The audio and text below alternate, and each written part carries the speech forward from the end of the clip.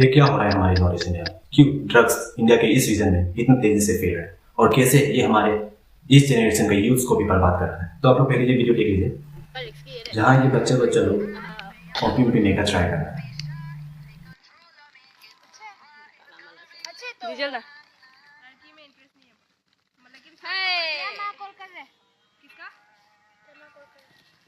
Hello दोस्तों, मेरे दूसरी वीडियो में आपको स्वागत है। तो आज की इस वीडियो में हम यही बात करने वाला है कि ड्रग्स एब्यूज क्यों एक सीरियस कंडीशन है और ये क्यों इतने तेजी से नॉर्थ ईस्ट इंडिया में फैल रहा है और ये हमारे इस जनरेशन के यूथ को भी कैसे बर्बाद कर रहा है। तो सबसे पहले रीजन ये है कि नॉर्थ ईस्ट इंडिया जो दुनिया का जो 2 largest illegal drugs production region है उसका नजदीक में है, जिसमें गोल्डन क्रिस्टेंट आता है और गोल्डन ट्रायंगल। और एक तरह से पता चला है कि गोल्डन क्रिस्टेंट में अफगानिस्तान, ईरान और पाकिस्तान है और गोल्डन ट्रायंगल में थाईलैंड, लाओस और म्यांमार, जो वर्ल्ड का 90% ड्रग्स प्रोडक्शन करता है।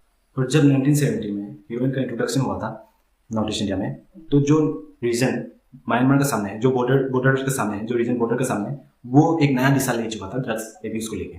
और दूसरा रीजन ये हो सकता है कि ये सबसे एब्यूज चीज जो हमारे नॉर्थ ईस्ट इंडिया में पहले से ही चल के आ रहा है, हमारे पूर्ण जनरेशन से ही चल के आ रहा है, जैसे कि ओपियम और गांजा का स्मोकिंग करना और उसका खेती भी करना, जिसके वजह से हमारे यूथ या हमारे जो बच्चे लोग हैं उसको भी ये चीज इन्फ्लुएंस करता है।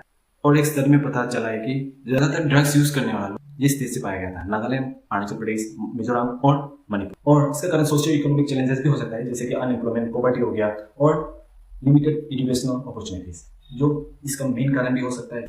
और एक स्टडी कंडक्ट किया गया था United Nation drugs control program से ड्रग्स सिनेरियो को लेकर नॉर्थ ईस्ट इंडिया में, जिसमें पता चला है कि ये बहुत तेजी से फैल रहा है और कंट्रोल करना मुश्किल हो जा रहा है।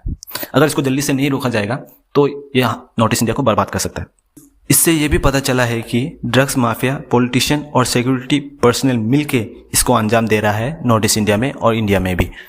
हमको तो लगता है कि ये सभी रीजन हो सकता है। ड्रग्स एडिक्शन एक बहुत सीरियस कंडीशन है और इसका हम लोग अवेयरनेस देते रहना चाहिए। और इसका ड्रग्स एडिक्शन को लेकर हम पूरा डिटेल में एक वीडियो भी बनाया है, जो इसका लिंक हम डिस्क्रिप्शन में दे के रहा है, आप लोग उसमें जाके भी देख सकते हैं। एक रिसेंट न्यूज़ हम सुना था अरुणाचल प्रदेश का ऊपर में कि एक बिहेव सेंटर का लोग ही एक ड्रग्स को मार के मारा है। क्या ड्रग्स को भी पीना जरूरी है या हम लोग उसको पीतना है जो इसको सामान को बेच रहा है? हम लोग का ये नोटिस, हम एक रिसेंट न्यूज़ देखा था अरुणाचल प्रदेश का, जिसमें एक ड्रग्स को बिहेव सेंटर का आदमी लोग मार के मारा गया। क्या ड्रग्स को भी मारना जरूरी है या हम लोग को उसको मारना है जो इसको बेच रहा है?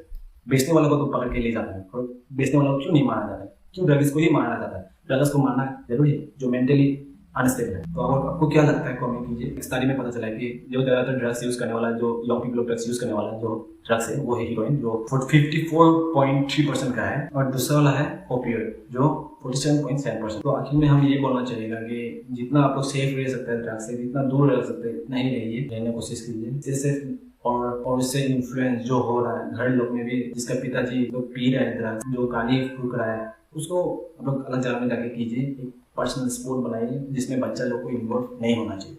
वही था बोलने के लिए। Thank you. I hope you stay safe on this.